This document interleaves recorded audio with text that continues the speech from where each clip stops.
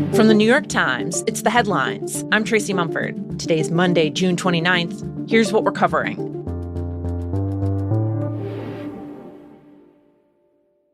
Heading into the week, here are three key stories to watch.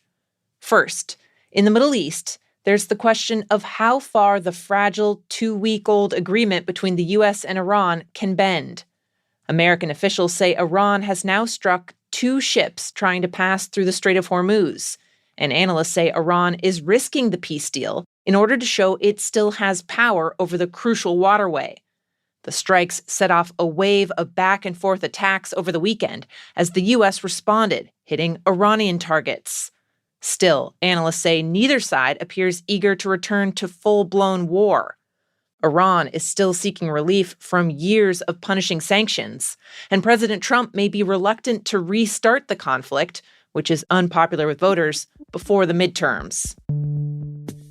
Next, in Washington, the Supreme Court is poised to make a big decision this week on birthright citizenship and whether President Trump can end that long-standing guarantee for babies born to undocumented immigrants.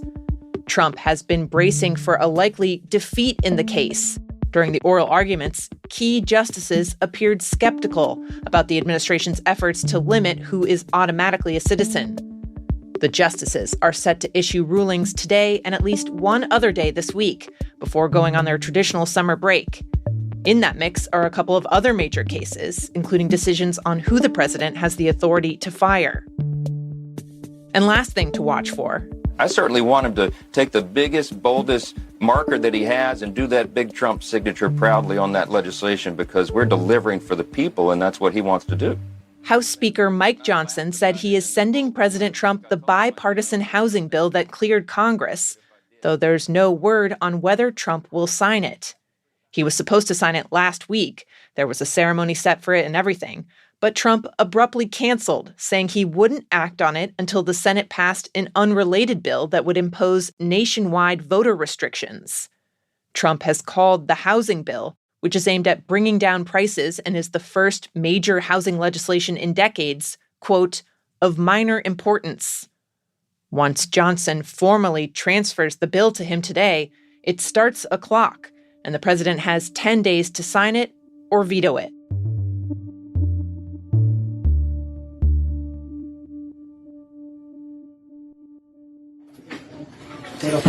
In Venezuela over the weekend, the search for survivors of the deadly back-to-back earthquakes turned increasingly frantic as first responders and volunteers picked through the rubble of flattened homes and high-rises. There were some moments of relief as workers found victims and pulled them free, but rescuers were largely working without the heavy machinery that would have let them dig deeper. Instead, people used pickaxes and jackhammers to try and get through the crushed concrete. Some even used their bare hands, and crowds lined up to clear bucket after bucket of debris. At times, the rescuers called for silence, hoping to be able to hear anyone who might be shouting for help from underneath the collapsed buildings. The desperate search came in what's known as the golden window, the first 72 hours after an earthquake when experts say there's the highest chance of finding victims alive. That window is now closed, and scores of people are still believed to be trapped. According to Venezuelan authorities, the official death toll is more than 1,400, and that number is expected to rise. Rescue workers and aid from many other countries have started flowing in, but the disaster is testing Venezuela's already fragile healthcare system. Officials say many hospitals have been damaged by the earthquakes, and according to a doctor, one of the facilities in the hardest hit area was operating without running water, and patients were being treated in tents outside.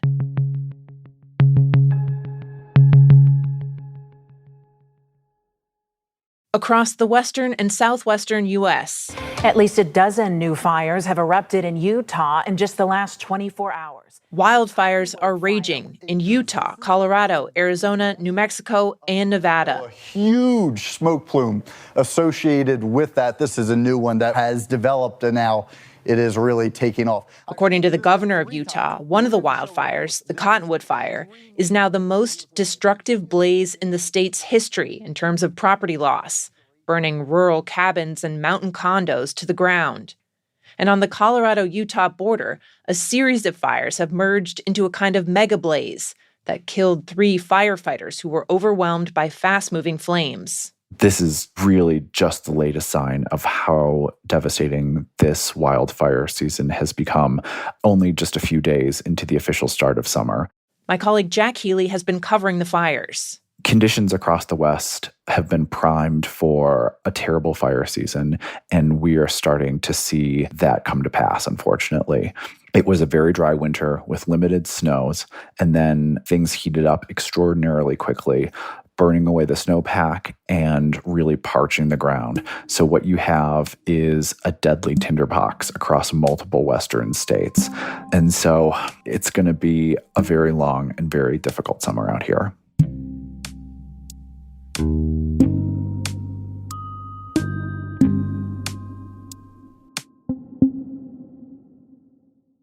As the AI boom continues to take off around the world, there's one place that can be considered ground zero: Taiwan. It's home to TSMC, which makes some of the most sought-after chips that power AI systems. Amid the chip frenzy, Taiwan's economic growth rate has accelerated rapidly, shooting up to become one of the fastest in the world. And my colleague Megan Tobin has been reporting on what that looks like in TSMC's hometown, Hsinchu. The area used to be farmland. And now when you get to town, you can take the high-speed rail there, and there's luxury high-rises, there's glittery Tesla dealerships, there's plastic surgery clinics, and real estate offices, and Pilates studios. You can feel the money. And beyond that, one super interesting thing that's happened here is as household incomes have gone up in the area, people are also having more kids. So there actually haven't been enough schools to educate all the children that have been born here in the last decade or so.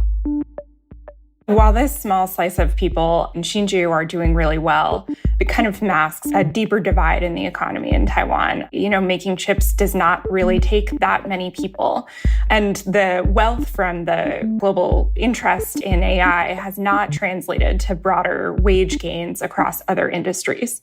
So this mirrors a trend that economists are observing around the world as a result of the rise in AI. They call it a K-shaped divide, where people close to the industry are really benefiting, and those who are not are struggling to find a way in.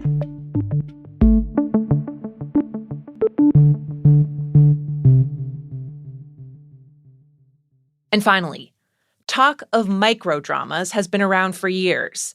The shows, which are often super soapy, are designed to be watched on your phone. They're shot vertically and released in little bite-sized episodes, as short as a minute or two. They are huge in other countries, especially China, and there's now an $11 billion global market for them. In the US, they've been slower to catch on. A few years ago, a startup devoted to them, Quibi, went down in flames so spectacularly that Quibi became kind of entertainment industry slang for a bad idea. But now... Girl, you're gonna get over that.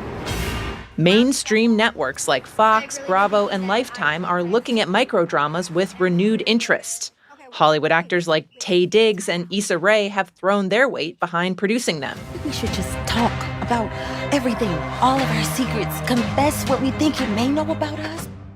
The shows can be 50, 60-plus episodes long, but take less than 2 hours to watch the whole thing. You flip through them like you would TikTok videos.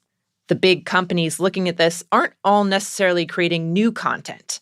In one case, Fox struck a deal to slice up an existing reality show, Farmer Wants a Wife, and release it as more than 100 micro-series episodes. One TV executive told The Times that younger people are already consuming more and more content on their phones. So, quote, "We're just meeting audiences where they are." Those are the headlines. I'm Tracy Mumford. We'll be back tomorrow.